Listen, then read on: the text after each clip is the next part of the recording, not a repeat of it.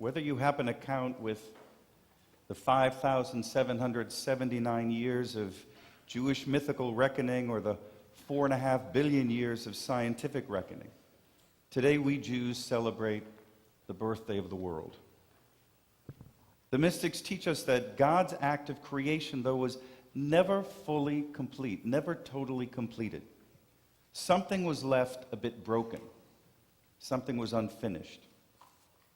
And so our mystics explain that to repair and complete creation, we human beings have been given a role to play. That through our best moral actions, we actually can help to complete God's work. And we call these acts tikkun olam, repairing, completing the world. In 1964, Martin Luther King Jr. commented on this unfolding of the creation, unfolding of history. He famously said, "The arc of the moral universe is long, but it bends toward justice."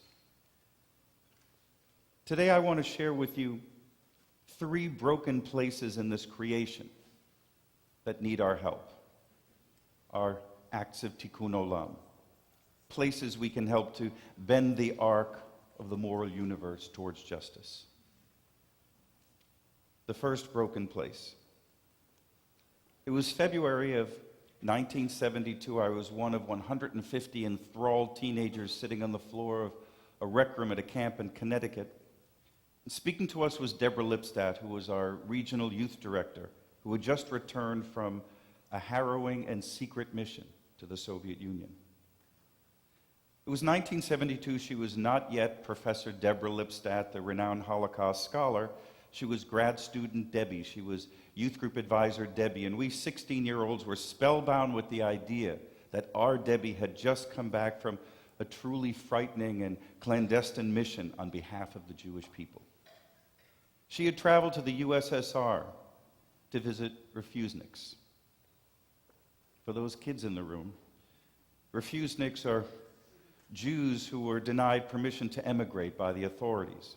The term refusenik comes from the term refusal, the refusal to let them go handed down by the Soviet authorities. Before she and a fellow grad student departed on their mission to the USSR, Deborah was given special, specific instructions on what to bring, who to visit, what to say, what not to say. All this to keep herself and the refuseniks that she encountered safe. She writes, "We were to bring one family medication for their child, and for others, books to distribute on the Jewish holidays, tradition, history, and souvenirs from Israel, including a number of small Jewish stars on a chain. Our primary goal, though, was to let these Jews know that Israel and world Jewry had not forgotten them and were partners in their struggle." She spent Yom Kippur at the synagogue in Moscow, and she wrote that later that afternoon I returned, and I saw an old woman from earlier in the day standing in the back of the sanctuary. I handed her my small leather-bound prayer book. Unable to read it, she seemed proud just to hold it. When people walked by, she held it up and showed it to them. Suddenly, the relative calm of the moment was broken. The synagogue sexton, a Jew, who it was commonly assumed reported all unusual activities to the KGB. He burst in and accused me of being a provocateur, a serious charge by Soviet law. When he saw that the old woman had my prayer book, his face grew bright red. Sputtering in a mix of Russian and Yiddish, he grabbed it and accused me of distributing religious items. He then disappeared down the street with my book in his hand. The next day, we were waiting in our hotel lobby to depart for Kishinev. Suddenly, we found ourselves surrounded by men in trench coats who identified themselves as KGB. Had I not been so frightened, I would have laughed aloud at the predictability of their dress. I lost any inclination to laugh, though, when I saw that they were holding my prayer book, as well as a list of every home that we visited. When they questioned us, they used traditional anti-Semitic stereotypes describing the Jews who wished to leave the Soviet Union as part of an international cabal. They kept saying, "Who sent you?" We kept insisting that we were just tourists. I suspected that the exercise was designed to frighten us. The Soviets knew precisely who had sent us. After a long day of strip searches and interrogation, my traveling companion and I, who were kept apart the entire time, were placed on a train, invited to leave the country in the dark of night in this empty car with an armed guard. They didn't tell us where we were going, and many hours later, after a long and circuitous route, we were let off the train and found ourselves in Romania. That was a visit to a broken place. But that was 46 years ago. That's a long time. Moscow is far away, and the perpetrators were part of an evil empire that no longer exists. The KGB indiscriminate interrogations, going through your bags to find propaganda materials, questioning you on your motives, your politics, your affiliations, your friends. That kind of thing doesn't happen in our world. Our world is a benign and friendly one would hope. Yet here's another story of interrogation, intimidation, and the questioning of politics and beliefs and intentions. But this one was not long ago, and for us, the Jewish people, it was not far away. It was July 16th, weeks ago, at 1 a.m. Sam Sussman, a writer and activist who will be speaking tomorrow morning at our Rosh Hashanah service second day, he posted the following. He said, "I just spent a deeply disturbing hour being questioned about the books in my suitcase by the security officers at Ben Gurion Airport. Why are you reading this?" the officers asked again and again. I had Amos Oz's memoir, Said Kashua's last novel, a religious tract on Hasidism and Kierkegaard, Bernard Henry Levy's The Genius of Judaism, a history of the Communist Party and Mandate Palestine, 2 novels about the Iraq War and by writers with distinctly Arabic names, a novel by a left-wing Israeli writer, a collection of short stories about the occupation edited by Michael Chabon, and 4 short collections of testimonies from Breaking the Silence. You should have brought a Kindle.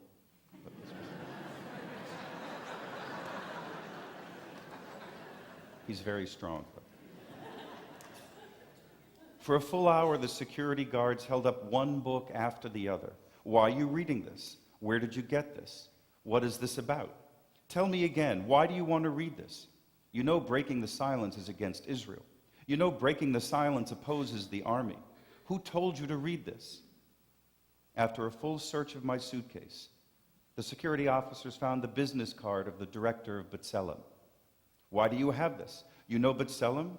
You know they're against the army? Sam wrote after this posting, I can't explain or justify this as a security practice. My luggage had already been cleared when the first non-kosher book was discovered. This was a political exercise. It's deeply disturbing to me that airport security officers are using their position to defame Israeli human rights organizations and question readers of Palestinian authors. Imagine if you landed at JFK and for an hour security officials insisted that the Iraq Veterans Against the War is against America, questioned why you were reading books written by minorities, and asked you why you had a business card from the ACLU. Meyer Koplow, chairman of the board of trustees at Brandeis University and a longtime donor to pro-Israel causes, Koplow was delayed by a security agent at Ben Gurion Airport a few weeks ago before being allowed to board his flight. He believes he was called for questioning after security personnel found a brochure in his luggage entitled This Week in Palestine, which is in essence the equivalent of Time Out New York. He had picked it up at a hotel in Bethlehem. The JTA reported that Koplow said, the best way I can describe it is a badgering form of questioning, where before you finish giving one answer, you're being asked the same question again, as if what you said is not credible. She asked what purpose could possibly be served by visiting people in the territories. She asked that several times. Koplow said he appreciates Israeli personnel checking luggage for the purpose of security, but he believed that the questioning he experienced goes a level beyond that. Why would you do that, other than to send a message that the government doesn't welcome your engaging in any kind of inquiry? Koplow was disturbed as well, he said, by the manner of the continued implication that I wasn't telling the truth, or all of the truth. He added that describing his past involvement with Jewish and Israeli causes didn't change the tenor of the interrogation, which was also conducted in public view. In addition to his position at Brandeis, Koplow is a board member of UJ Federation of New York, has served as the president of his synagogue, Young Israel of New Rochelle.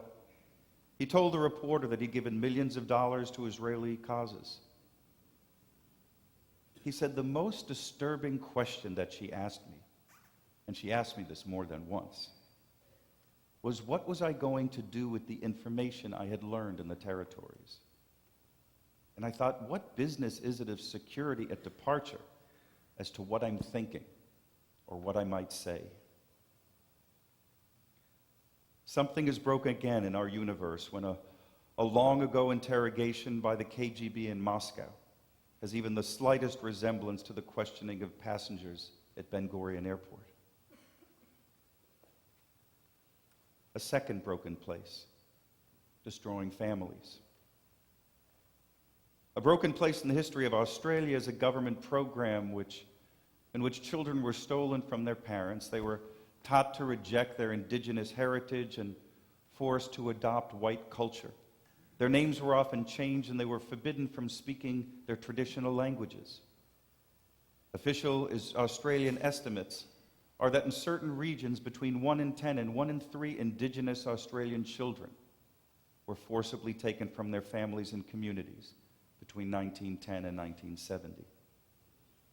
In our own country's past, the U.S. government forcibly removed tens of thousands of Native American children from their homes and families to attend assimilation boarding schools beginning in the late 19th century. U.S. Cavalry Captain Richard Henry Pratt, who opened the first such school in Pennsylvania, infamously said, "Kill the Indian in him and save the man."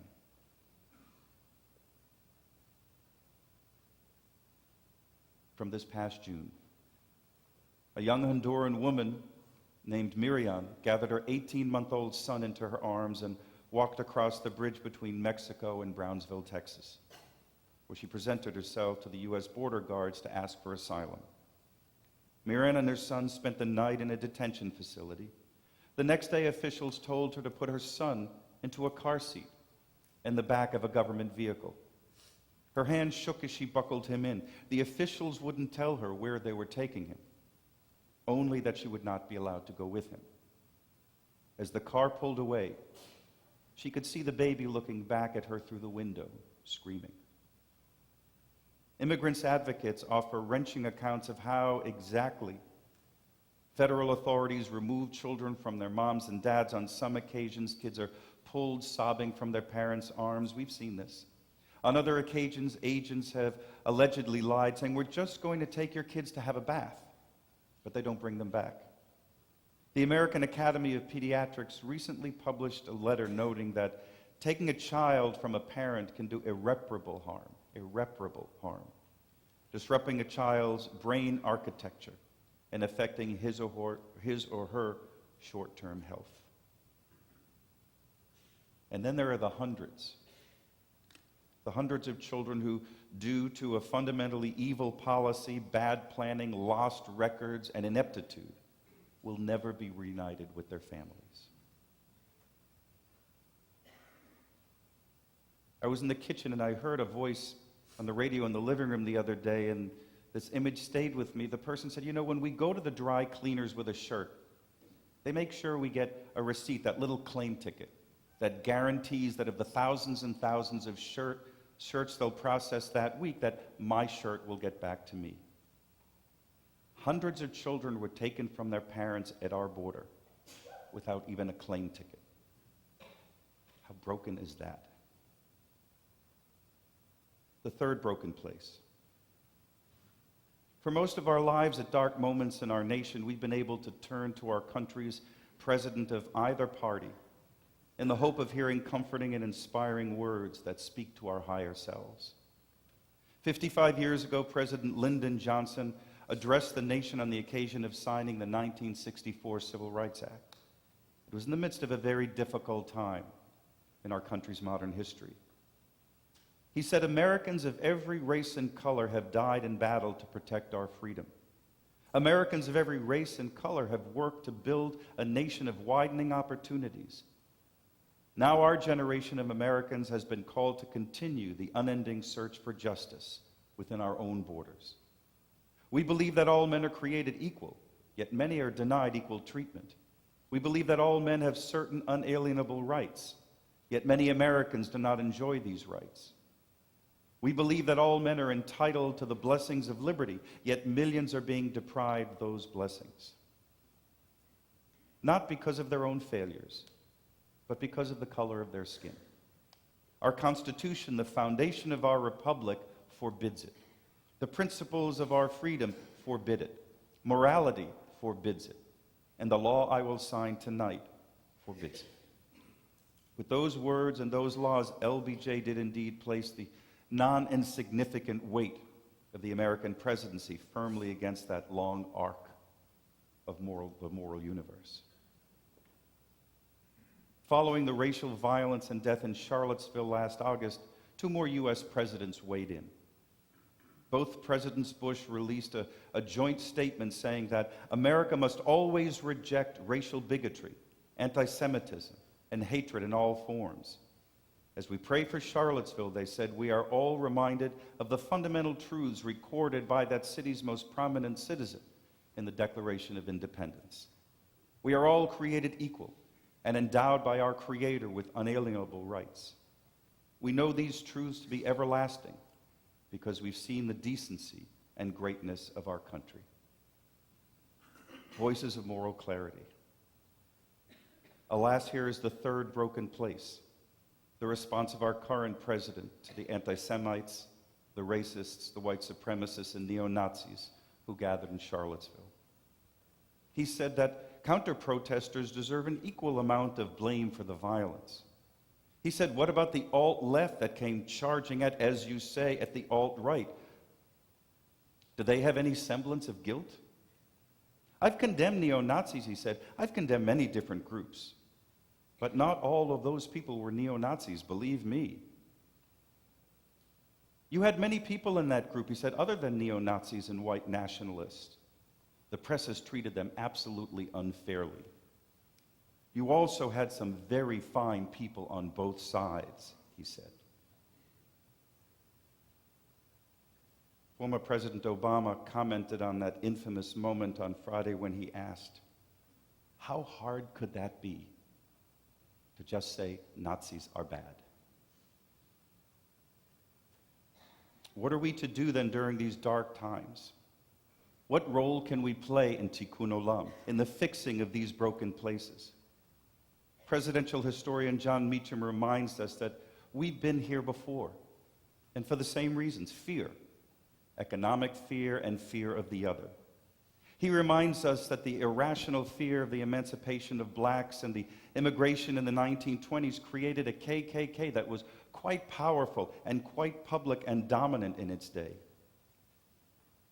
Like today, he continues, it was all about economic transition, uncertainty, a fear of the other, that someone or another, people who didn't sound like us or look like us, then meaning white Anglo-Saxon Protestants, were going to take our jobs, were going to take over our country. That was the 1920s. And here we are again. The same fears and the same ugliness. We become ugly at our borders, ugly with our nationalism, ugly with our racism. The question Meacham asks is the question we need to ask right now. Since we have been there before, how did we get through it then? What did people do that turned things around? He said there was one essential element, one common denominator, was that the people themselves, in masses, were relentless in saying that this is not who we want to be. This may be who we are sometimes, but we don't want to be that. This is not who we want to be. And he said if we can get to 51% of our better angels, that's a good day. The mystics taught us Tikkun olam is not something we passively from the sidelines watch other people do. Martin Luther King reminds us our task is not to sit by with folded arms and admire others' work in bending the arc of the moral universe. May we be relentless in letting the world know this is not who we want to be. With our votes, with our voices, today with our prayers, and days to come with our actions. Amen.